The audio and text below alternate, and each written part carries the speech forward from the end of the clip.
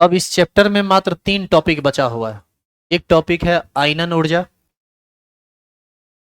एक दूसरा टॉपिक है इलेक्ट्रॉन गेन इंथैल्पी, इसको हम लोग बोलते हैं इलेक्ट्रॉन लब्धि, इसको हिंदी में बोला जाता है, और एक टॉपिक है वैद्युत ऋणात्मकता। ये 3 टॉपिक है, अगला 2 दिन में खत्म, आज और अगला दिन में। सोमवार को लास्ट क्लास होगा इसका, मंडे से नया चैप्टर केमिकल बॉन्डिंग स्टार्ट होगा। तो चलिए सभी आदमी हेडिंग डालिए। तो आयनन ऊर्जा या आयनन इंथैल्पी, इंग्लिश में आयोनाइजेशन एनर्जी या आयोनाइजेशन इंथैल्पी या आयोनाइजेशन पोटेंशियल कहा जाता है। सबसे पहले हेडिंग डालिए तो डिटेल में।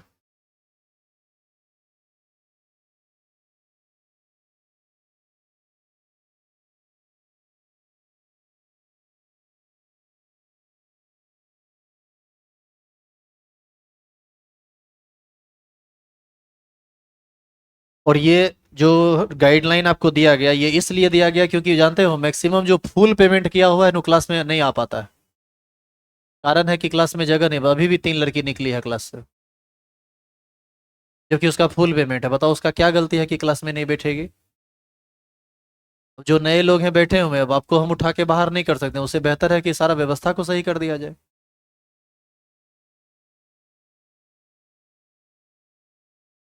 आयनन ऊर्जा, आयनन इंथैल्पी, आई या आई से इसको सूचित किया जाता है। इसमें कोई परिभाषा अभी आपको नहीं लिखना है, अभी आप सिर्फ सुनिए ध्यान से और समझिए कि आयनन ऊर्जा क्या है। इसको हम थोड़ा प्रैक्टिकली आपको समझाते हैं कुछ फिगर के साथ, आपको हर बात समझ में आ जाएगा, कोई भारी चीज नहीं है।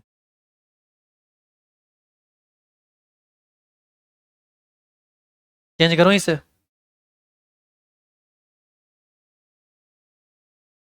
देखो किसी भी परमाणु के बिल्कुल बीचों बीच नाभिक होता है, और नाभिक में प्रोटॉन होते हैं, और प्रोटॉन पर आवेश कैसा होता है?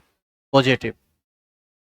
किसी भी परमाणु के कक्षा में इलेक्ट्रॉन घूमता रहता है, और इलेक्ट्रॉन का आवेश कैसा होता है? निगेटिव। और ये पॉजिटिव और निगेटिव चार्ज एक दूसरे को अट्रैक्ट करते हैं, धनात्मक आवेश और ऋणात्मक आवेश एक दूसरे को आकर्षित करता है। मान लीजिए कि कोई परमाणु है जिसके बीचों बीच नाभिक है, इसमें ये पहला कक्षा है और ये दूसरा कक्षा है। मान लो कि इसमें पहला कक्षा में 2 इलेक्ट्रॉन है, और आप यह भी मान लीजिए कि दूसरा कक्षा में 5 इलेक्ट्रॉन। कितना इलेक्ट्रॉन है? गेस कीजिए तो ये कौन सा एलिमेंट होगा? नाइट्रोजन। चलिए, क्या सबको नहीं पता चला कि कैसे? 5 2 7, 7 इलेक्ट्रॉन है न्यूट्रल में, तो निश्चित रूप से एटॉमिक नंबर 7 वाला एटम है। एटॉमिक नंबर 7 किसका होता है? नाइट्रोजन का। अब बताइए तो इसके नाभिक में प्रोटॉन की संख्या कितनी होगी? 7। तो 7, तो 7 प्रोटॉन 7 इलेक्ट्रॉन को खींच रहा है। हर जगह आकर्षण बल काम कर रहा है, क्योंकि आकर्षण बल काम नहीं करेगा तो जरूरी क्या है कि ये ऑर्बिट में रहे, ऑर्बिट से बाहर चला जाएगा।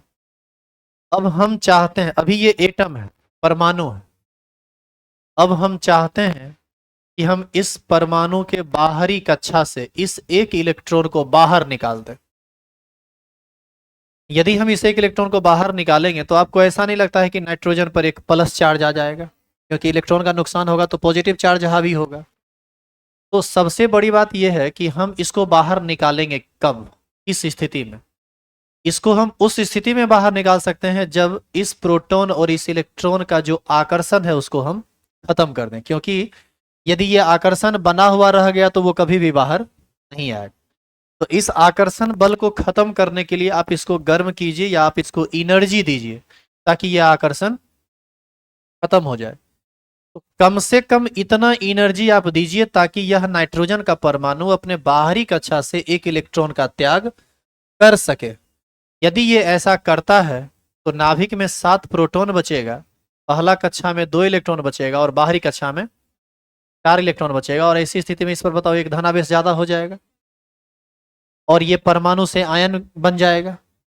तो परमाणु से यदि आयन बनाना है, यानी किसी भी परमाणु के बाहरी कक्षा से यदि आपको एक इलेक्ट्रॉन निकालना है, तो आपको अपनी तरफ से उसको ऊर्जा देनी पड़ेगी ताकि आकर्षण खत्म हो और इलेक्ट्रॉन को आसानी से वो बाहर निकाल सके। तो कम से कम जितना एनर्जी देकर आप इससे एक इलेक्ट्रॉन निकलवा देते हैं, तो जो आपने एनर्जी दिया वही एनर्जी क्या कहलाता है? Ionisation energy. आयन बनाने के लिए जो एनर्जी आप दिए वही क्या कहलाया? Ionization energy. तो ऐसी स्थिति में देखिए इसकी परिभाषा लिखी हुई है कि किसी अकेले गैसीय परमाणु, देखो कोई भी परमाणु अकेला रहेगा तो गैसीय अवस्था में रहेगा, अकेला है तो, इसीलिए लिखा हुआ है कि किसी अकेले गैसीय परमाणु के बाहरी कक्षा से एक इलेक्ट्रॉन को निकालने के लिए कम से कम जितनी मात्रा में हमें ऊर्जा की जरूरत होती है उसी ऊर्जा को उस परमाणु का आयनन ऊर्जा या आयनन इंथैल्पी कहते हैं। आई बात समझ में? अब देखो अलग अलग परमाणु का आयनन ऊर्जा जो होता है वो अलग अलग होता है। अब क्यों अलग अलग होता है इसका कारण सुनिए। इसका कारण भी बड़ा सिंपल सा है। किसी में आकर्षण ज्यादा होगा, किसी में आकर्षण कम होगा, किसी में ज्यादा प्रोटॉन होगा नाभिक में, किसी में कम होगा, किसी का साइज बड़ा होगा एटम का, किसी का साइज छोटा होगा। साइज बड़ा छोटा होने से नाभिक से उसकी दूरी बढ़ेगी घटेगी? दूरी ज्यादा है तो आकर्षण कम, दूरी कम है तो आकर्षण ज्यादा। दूरी ज्यादा है तो आकर्षण कम होगा तो वहां पर कम ही ऊर्जा में इलेक्ट्रॉन निकल जाएगा। और यदि दूरी कम है बाहरी कक्षा का तो अधिक ऊर्जा देना पड़ेगा, काहे कि आकर्षण बल वहां पर अधिक है। तो इन्हीं सभी बातों को इसमें हम समझेंगे कि आयनन ऊर्जा क्या है, वो तो आप समझ चुके हैं। फिर समझेंगे कि हम आयनन ऊर्जा को प्रभावित करने वाला कारक कौन कौन सा है। तो ये सब एक एक करके आपको लिखना है। तो सबसे पहले आप इसको डिफाइन कीजिए। तो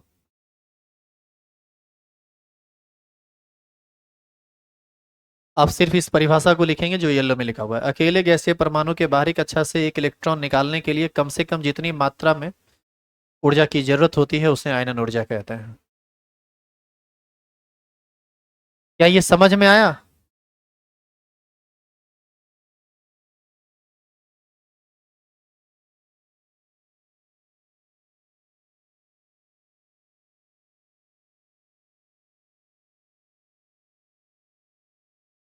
और आप सभी हिंदी मीडियम वालों से एक रिक्वेस्ट हमारा है, अभी भी कुछ नहीं बिगड़ा है। जो भी लोग 80% प्लस लाए हैं मैट्रिक में, या जिनको लगता है कि आपको चीजें समझ में आती है, हम जो बोलते हैं आप उस बात को समझ पाते हैं, तो कोशिश कीजिए कि हिंदी मीडियम से इंग्लिश मीडियम में चले जाएं। मैं खास करके उन लोगों को बोल रहा हूं जिनका नंबर 80% प्लस है। यदि आप 85% 90% नंबर ला के भी आप हिंदी मीडियम में ही पढ़ रहे हैं तो आप यकीन मानिए आपका फ्यूचर उतना ब्राइट नहीं है। साइंस के फील्ड में यदि आप आगे बढ़ना चाहते हैं तो वो सिर्फ और सिर्फ इंग्लिश लैंग्वेज से ही आप आगे बढ़ पाएंगे, ज़्यादा बेहतर होगा आपके लिए। लेकिन जो खास करके वो लोग जो आईआईटी और मेडिकल करना चाहते हैं, अदरवाइज यदि आप 80-90% लाए भी हैं और आपको मेडिकल और इंजीनियरिंग में नहीं जाना है, तब आप अपने जगह पर ठीक हैं, फिर कोई परेशानी नहीं है। और वैसे लोग जो सिर्फ बोर्ड के लिए पढ़ रहे हैं, कल के डेट में आप बैंकिंग रेलवे ये सब का तैयारी कीजिएगा, उनके लिए हिंदी मीडियम ही सही है। वो इंग्लिश मीडियम में मत जाइए। इंग्लिश मीडियम का क्लास 10 से 11 चलता है तो आप उसको ज्वाइन कर सकते हैं। अभी भी नहीं ज्वाइन किए हैं तो कम से कम 12th में बदल लीजिएगा लैंग्वेज। हालांकि एक बात और है, 11th में आप इंग्लिश मीडियम पढ़ के देखिए, नहीं यदि समझ में आया तो 12th में फिर आ जाइएगा हिंदी मीडियम में। ये एक तरीका होता है। जैसे अभी आपका एडमिशन किसी भी मीडियम में, अभी जो आपका एडमिशन हुआ है उसमें मीडियम नहीं मायने रखता है, उसमें आपका खाली एडमिशन हो गया। मीडियम सीधे एग्जाम हॉल में जाके आता है। वहां पर आपको आंसर शीट जो देगा ना उसमें आपसे पूछेगा कि आपका लैंग्वेज क्या रहेगा, भाषा, तो उसमें आप रोमन या देवनागरी लिखते हैं। देवनागरी लिखते हैं इसका मतलब आप हिंदी में आंसर देंगे, और रोमन लिखते हैं इसका मतलब इंग्लिश में देंगे। इंग्लिश थोड़ा ज़्यादा बेहतर है। आपको डर क्यों लगता है? क्योंकि सब दिन हिंदी में पढ़े, आपको लगता है कि इंग्लिश होगा कैसे, क्योंकि सच पूछिए तो इंग्लिश ही आसान है। अच्छा एक बात बताइए, हिंदी जैसे सीखे क्या इंग्लिश नहीं सीख सकते हैं? क्या जन्म लिए थे तो हिंदी बोल रहे थे आप जन्मने के जस्ट बाद? तो वो भी तो सीखे ही ना आप, इसको भी सीख लेंगे। लेकिन देख लीजिए, जो जिनसे पार लगेगा कीजिए, नहीं पार लगेगा जैसे हैं वैसे रहिए। क्या इसको आप लिख चुके हैं? चलो अब इधर देखो, अभी कोई कुछ मत लिखना। मान लो एक कोई तत्व है एक्स, हम चाहते हैं कि हम इससे एक इलेक्ट्रॉन का त्याग करवा दें, तो x पर जरूर प्लस चार्ज आएगा और ये एक इलेक्ट्रॉन का त्याग करेगा। लेकिन ये यूं ही तो त्याग नहीं करेगा, इसको जब तक हम ऊर्जा देंगे नहीं तब तक ये इलेक्ट्रॉन का त्याग करेगा नहीं। तो यहां पर आप कुछ एनर्जी दीजिए, कम से कम इतना एनर्जी दे दीजिए ताकि वह एक इलेक्ट्रॉन का त्याग कर दे। तो ये ई ही क्या कहलाएगा, आयनन ऊर्जा। किसका, एक्स का। ये बात समझ में। अच्छा अब एक बात बताओ, जैसे भी नाइट्रोजन का देखा था कि बाहरी कक्षा से एक इलेक्ट्रॉन निकाल दिए, तो बाहरी कक्षा में कितना बचा था, 4। अब यदि हम फिर से उसको ऊर्जा दें तो बाहरी कक्षा से फिर से एक इलेक्ट्रॉन को निकाला जा सकता है। तो वही बात हम यहाँ कर रहे हैं। अब हम क्या करते हैं, इस x प्लस को लेते हैं और इस x प्लस में फिर से एनर्जी देते हैं। ये क्या करेगा, फिर एक इलेक्ट्रॉन का त्याग करेगा। तो x पर कितना प्लस चार्ज आ जाएगा, इलेक्ट्रॉन कितना निकला, दो नहीं, एक। एक तो निकला हुआ ही था पहले से, अरे x पर तो एक प्लस पहले से है, एक ही इलेक्ट्रॉन निकला ना। अब मान लीजिए कि हम और ऊर्जा देके एक और इलेक्ट्रॉन निकाल दें, यानी अब x2 प्लस से फिर से हम उसको एनर्जी देते हैं और ये ऊर्जा निकाल के ये बना दे x3 प्लस, और ये हो गया तीसरा इलेक्ट्रॉन। इसी तरह से ये चौथा इलेक्ट्रॉन निकालेगा, पांचवा इलेक्ट्रॉन निकालेगा, छठा इलेक्ट्रॉन निकालेगा। आप एक बात बताइए कि आप जो यहाँ पर ऊर्जा दे रहे हैं, एक इस बार हम इसको E1 कहते हैं, इसको E2 कहते हैं और इसको E3 कहते हैं। सबसे पहले जानिए E1 को क्या कहेंगे। यहाँ पर E1 को कहेंगे प्रथम आयनन ऊर्जा। क्या बोलेंगे, प्रथम आयनन ऊर्जा। E2 को क्या बोलेंगे, द्वितीय आयनन ऊर्जा। और E3 को क्या बोलेंगे, तृतीय आयनन ऊर्जा। एक ही परमाणु का प्रथम, द्वितीय और तृतीय आयनन ऊर्जा है ये। आप बताइए कि क्या E1, E2 और E3 का मान आपस में समान होगा, ये सारा का सारा एनर्जी आपस में समान होगा या अलग अलग होगा, अलग अलग होगा। कितने आदमी को लगता है कि अलग अलग होगा, हाथ खड़ा कीजिए तो। नहीं नहीं, लुल्ल की तरह हाथ नहीं खड़ा करना है, बढ़िया से हाथ खड़ा कीजिए। अच्छा ठीक है, किनको किनको लगता है कि ये बराबर होगा, वो हाथ खड़ा कीजिए। तो तीसरा तो कोई बात अब है ही नहीं, या तो बराबर होगा या बराबर नहीं होगा। वैसे सभी आदमी हाथ खड़ा कीजिए जो निष्पक्ष हैं, नहीं पता, हाथ खड़ा कीजिए, हाथ खड़ा कीजिए। अब देखो बताते हैं, सुनो इधर, देखो सुनो। पहले तुम अपना मेंटलिटी सही करो, तुम यहाँ आए किस लिए हो इस बात को पहले समझो। यहाँ अभी लगभग 300 आदमी बैठे हुए हैं, 64 बेंच है, सब फुल है लगभग, और सब पर एवरेज 5-5 आदमी तो सब पर हैं ही। सुनिएगा ध्यान से थोड़ा, लगभग 300 आदमी हैं, उससे 2-4-10 कम या ज्यादा। पहले जब हम पूछे कि कौन कौन ऐसे हैं जिनको लगता है कि ये बराबर एनर्जी है, तो उसमें 10 से 12 हाथ खड़ा हुआ। फिर पूछे कि कितने आदमी ऐसे हैं जिनको लगता है कि ये बराबर नहीं है, उसमें 3 से 4 हाथ खड़ा हुआ। और फिर पूछे कि कौन कौन ऐसे आदमी हैं जो नहीं समझ पा रहे हैं या जिनको नहीं पता कि बराबर होगा या नहीं, उसमें भी 5-7 हाथ खड़ा हुआ। कुल मिला के 20 आदमी इस पक्ष में है कि हमको पढ़ाई लिखाई से मतलब है, तभी तो हाथ खड़ा कर रहे हैं। बाद बाकी जो 280 आदमी यहाँ बैठे हुए हैं उनको पढ़ाई लिखाई से कोई लेना देना नहीं है।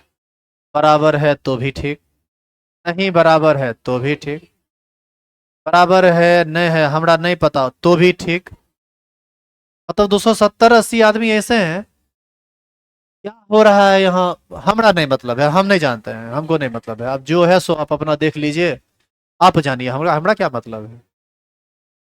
भाई यदि तुम इस मानसिकता से पढ़ोगे कभी नहीं पढ़ पाओगे, कभी नहीं पढ़ पाओगे। फेलोर करने यहाँ नहीं आना है, पढ़ने के लिए आना है, माथा लगाइए। अच्छा जिम कोई जाता है तो देखते हैं वहां पर कसरत करते रहता है, वहां पर जाके बैठ जाएगा, कहेगा मेरा बॉडी बन जाए, मेरा बॉडी बन जाए, मेरा बॉडी बन जाए, मेरा बॉडी बन जाए, बनेगा बॉडी उसका। आप क्लास में आए हैं, मथा को अस्थिर छोड़े हुए हैं, आप कहेगा हम मथा तेज हो जाए, मथा तेज हो जाए। अरे मथा से तो तुम गधा हो जाएगा, गोबर हो जाएगा। तो भाई पहले पढ़ना लिखना सीखो, तुमको वही नहीं आता है। सबसे पहली बात ये कि ये सारी की सारी ऊर्जाएं आपस में बराबर नहीं होंगी, ये अलग अलग होगा। यानी प्रथम द्वितीय ऊर्जा अलग, द्वितीय ऊर्जा अलग, तृतीय अलग होगा। इसका कारण सुनिए। इसका इसका एक बड़ा सिंपल सा रीजन,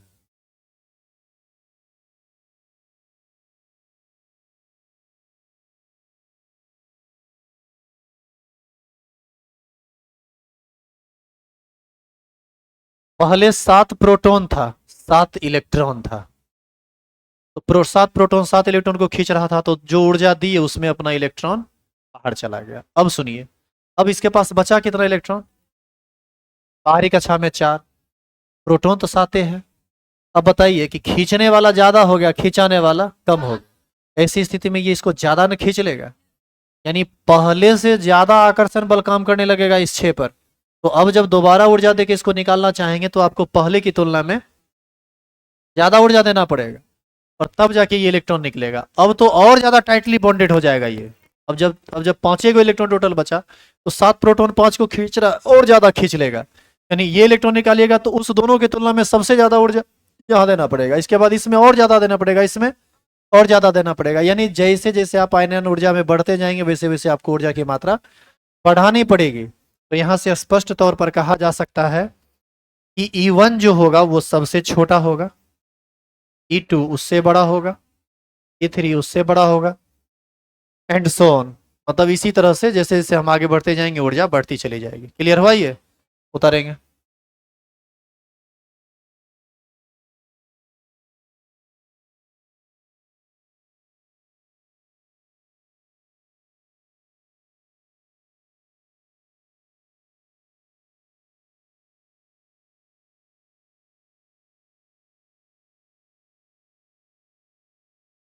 देखिए,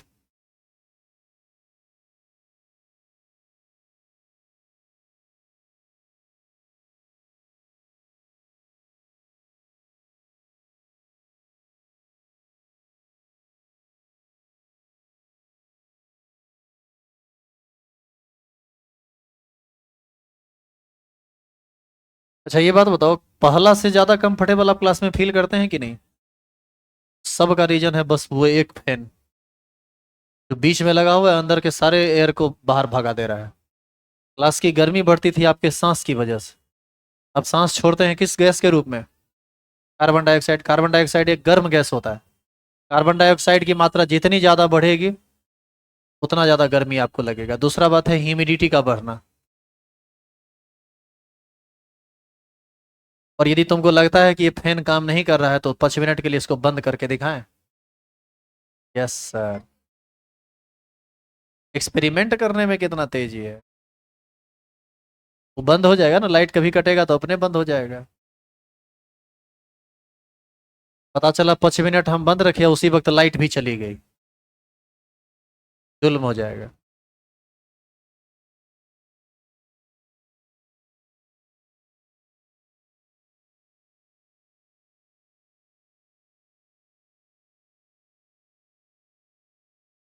क्या हो गया लिखा हुआ? लिखेंगे। हेडिंग, आयनन ऊर्जा का मात्रक। आयनन ऊर्जा का मात्रक। जो ऊर्जा का मात्रक होता है वही होगा। ये या तो किलो जूल पर मोल होता है या इलेक्ट्रॉन वोल्ट पर मोल होता है। ये लिख चुके हैं क्या आप? उतारिए यहां से। किलो जूल पर मोल और इलेक्ट्रॉन वोल्ट पर मोल, जहां पर एक इलेक्ट्रॉन वोल्ट बराबर होता है 96.47 किलो जूल। और इसको तुम मत लिखना क्योंकि इसको तो तुम ऑलरेडी लिख चुके हो ना। I1 स्मॉलर है I2। यहाँ पर IE1 का मतलब first ionization energy, second ionization energy, third ionization energy. तो इसको मत लिखना, ये लिख चुके हो आप। आगे ही नहीं डालना आयनन ऊर्जा को प्रभावित करने वाले कारक।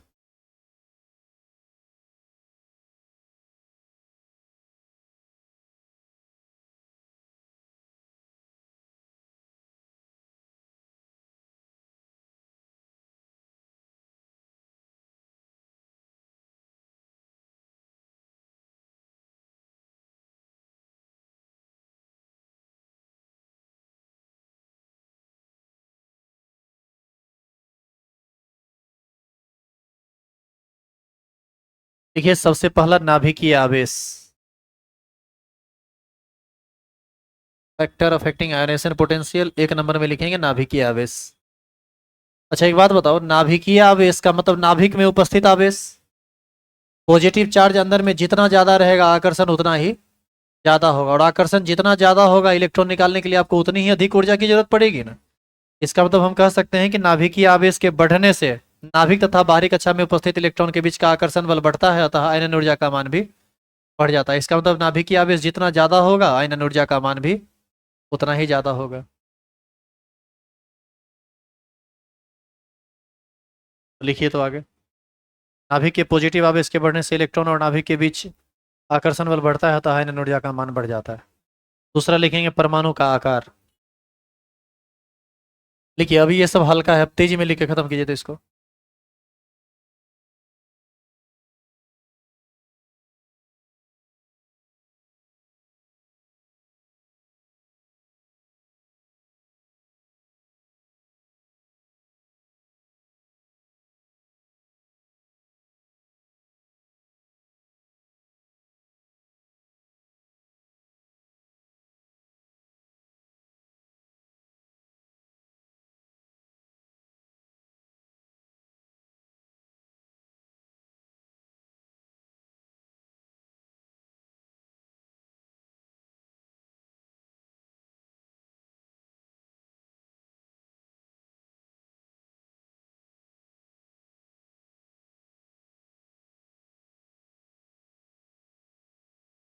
तो फिर तुम लोग घुमाया है क्या? बोलते हैं ना रोज इसको नहीं छूने के लिए।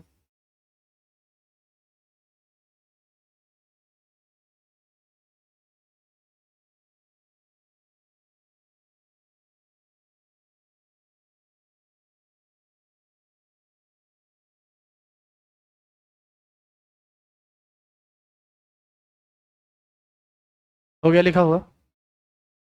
दूसरा देखो लिखा हुआ है परमाणु का आकार। आप ही सोचिए कि परमाणु का आकार जितना बड़ा होगा नाभिक से बाहरी कक्षा की दूरी उतनी ही ज्यादा ज्यादा होगी। तो नाभिक से बाहरी कक्षा, परमाणु का आकार बड़ा तो नाभिक से बाहरी कक्षा की दूरी ज्यादा, और दूरी जितनी ज्यादा होगी आकर्षण बल उतना ही कम होगा। तो इलेक्ट्रॉन आसानी से ना निकल जाएगा, यानी कम ही ऊर्जा देंगे तो इलेक्ट्रॉन निकल जाएगा। तो हम ये कह सकते हैं कि परमाणु के आकार के बढ़ने से नाभिक तथा बाहरी कक्षा में उपस्थित इलेक्ट्रॉन का आकर्षण बल घट जाता है, इसीलिए इसीलिए आयनन ऊर्जा का मान भी घट जाता है, कम जाता है। लिखेंगे।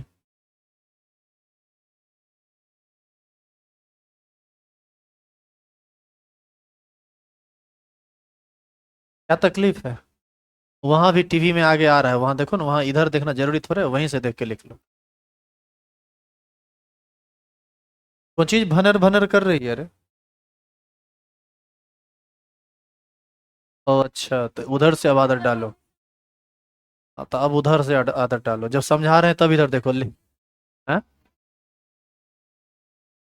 ओ, जगह जगह ठीक नहीं है क्या तुम लोगों का? बेजोर है। अब सुधार कीजिए, केमिकल बॉन्डिंग तक देख लेंगे, सुधार है तब एक्सचेंज करेंगे फिर, अभी नहीं करेंगे। तुम लोग को लड़का लोग का दुख दर्द नहीं समझ में आता था पहले, खिड़की के बगल में बैठ के पूरा मजा लेते थे। अरे तुम लोग अच्छा फील कर रहा है? बहुत अच्छा, और करेगा, और अच्छा फील करेगा। तुम लोग के साथ इतना ज्यादती कर रहे हैं, पिछला 4 महीना से वो लोग इधर बैठ रहा है, तुम लोग उधर, तो ज्यादती नहीं हुआ? आज 2 दिन में इसके तुम्हारे साथ ज्यादती होने लगा। आदत लगा दी तो आदत बदल भी देंगे ना।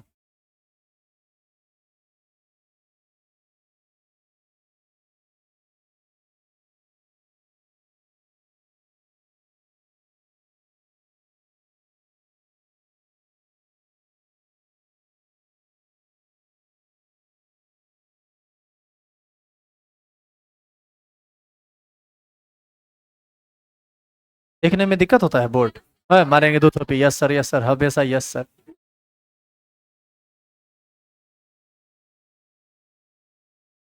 हमको लगता है कि यहाँ से आगे जो बेंच है उसी को थोड़ा बहुत जो प्रॉब्लम हो, इधर वाले आप लोग को तो दिक्कत नहीं होता होगा। बहुत अच्छा। जिसको दिक्कत हो रहा है उसको दिक्कत होना भी चाहिए, यही लोग मेन जिम्मेदार भी हैं। चेंज करें इसको। तीसरा लिखेंगे आवरण प्रभाव, स्क्रीनिंग इफेक्ट और शील्डिंग इफेक्ट।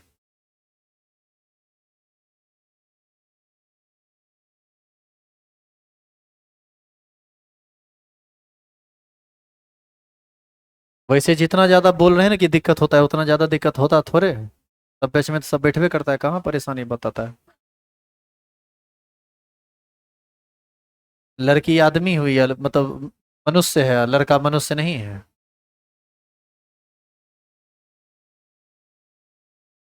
मतलब लड़का लोग को एक रत्ती भाव देने के लिए तैयार ही नहीं है आप लोग भाई।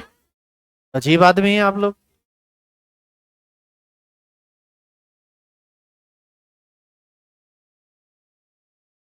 अरे ई लोग का, सुनो, ई लोग का घर में जो इज्जत ना हो क्या रे, बाहर तो बहुत है। अब घर में, घर में कुत्ता नहीं पूछेगा, अब बाहर का शेर है ये सब। कोई अपना नाम बॉस रखे हुए रहता है, कोई बाबा, कोई माया, और क्या क्या, बादशाह, हाँ, किंग, इंग्लिशर भी रखता है, और क्या, सरदार। हाँ, चलो इधर देखो, चलिए शांत हो जाइए अब। आवरण प्रभाव देखो एक डिफरेंट टाइप का चीज है और कंसेप्चुअल चीज है, थोड़ा इसको समझिएगा बढ़िया से।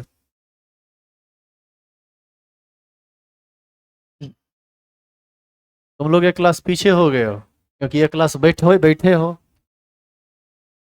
ये बीच में नाभिक है।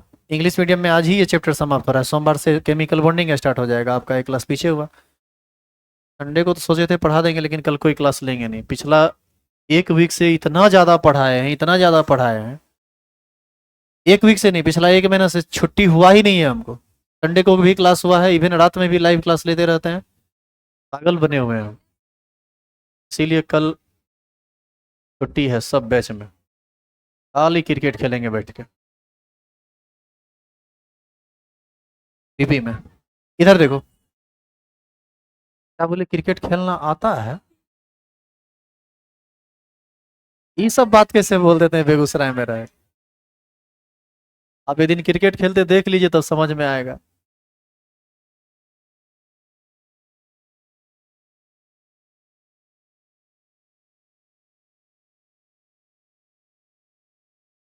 हाँ, बैट्समैन है तो कभी कभी जीरो पर आउट हो जाते हैं, वो अलग बात है।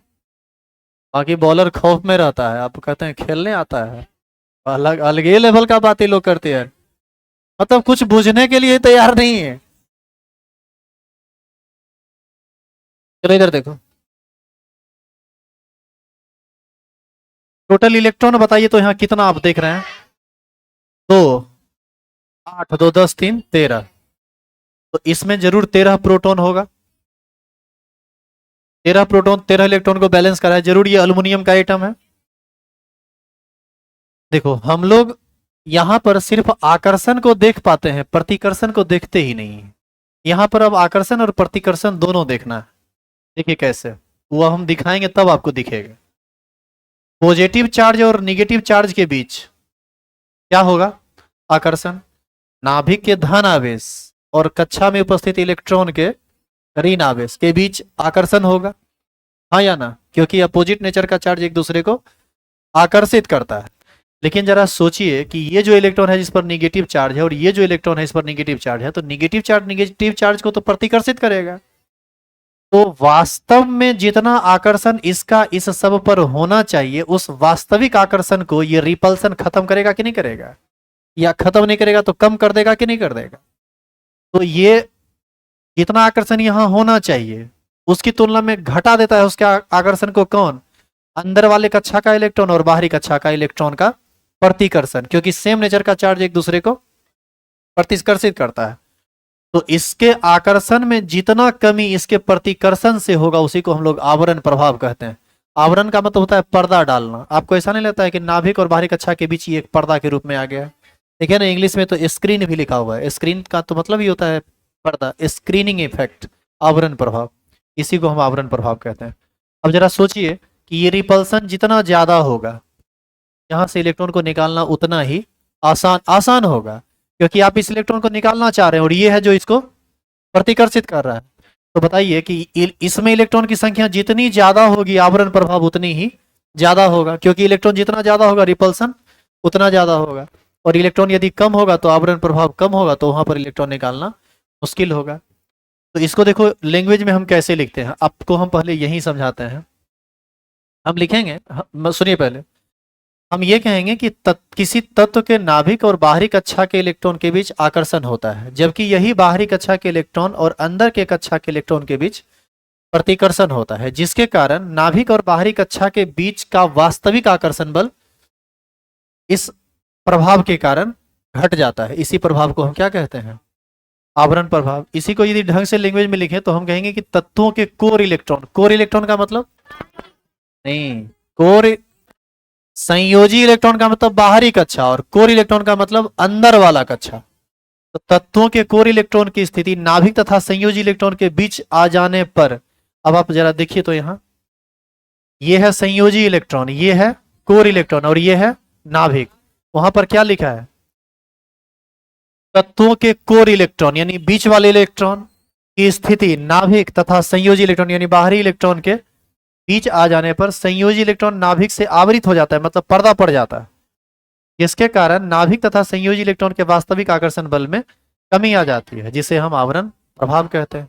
और हम ये कहेंगे कि आवरण प्रभाव जितना ज्यादा होगा आयनन ऊर्जा उतना ही कम होगा। आयनन प्रभाव ज्यादा होने का मतलब प्रतिकर्षण ज्यादा, पता चलेगा कि इलेक्ट्रॉन अपने अपने निकलने के लिए प्रयास कर रहा है, थोड़ा एनर्जी देंगे बस इलेक्ट्रॉन निकल जाएगा। देखेंगे इसको,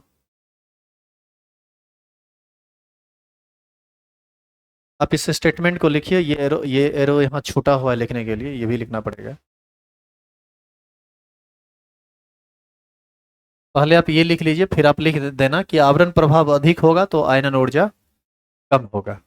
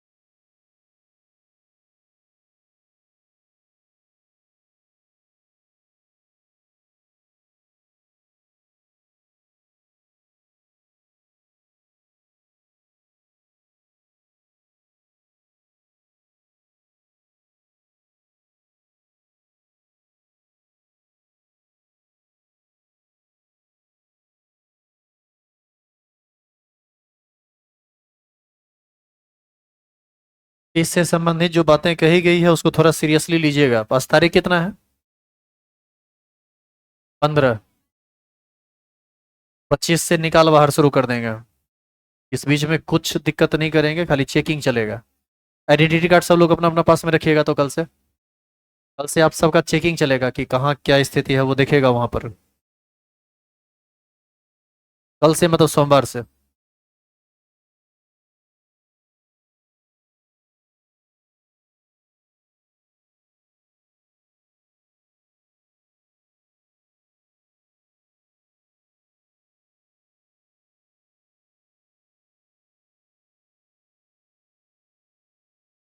हो गया लिखा हुआ, नीचे एरो दीजिए, लिखिए तो।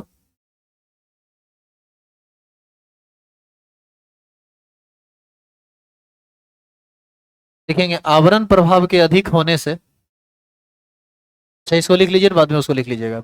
आवरण प्रभाव के अधिक होने से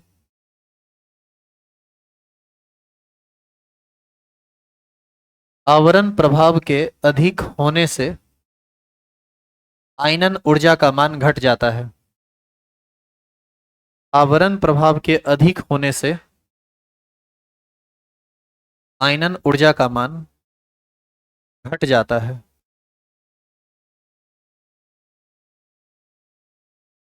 आयनन प्रभाव के अधिक होने से आयनन ऊर्जा का मान घट जाता है। 4 नंबर और लास्ट नंबर हेडिंग डाल दीजिए, इलेक्ट्रॉनिक विन्यास।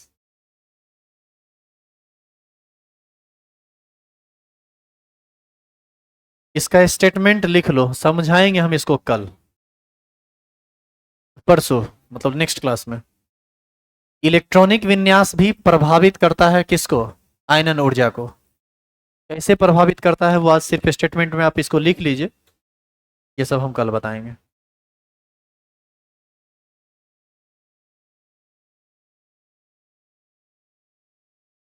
कल का मतलब यहाँ हमेशा नेक्स्ट क्लास को समझिए, संडे मंडे कितना देखते रहिएगा।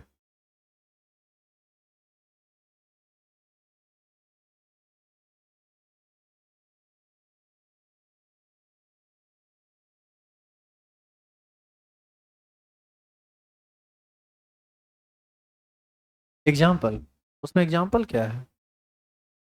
उसमें इलेक्ट्रॉनिक कन्फिग्रेशन, उसमें इलेक्ट्रॉनिक कन्फिग्रेशन कोई डी ब्लॉक करके देखिए तो उसमें समझ में आ जाएगा। आप जो है ना, आप स्कैंडियम का निकाल के देखना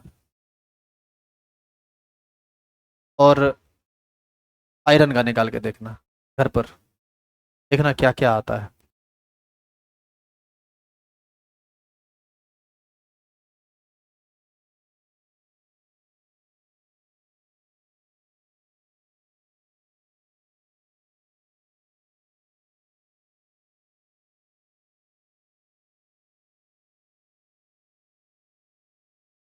क्या यहाँ तक कोई परेशानी है? प्लग के बगल वाला स्विच ऑफ कीजिए तो।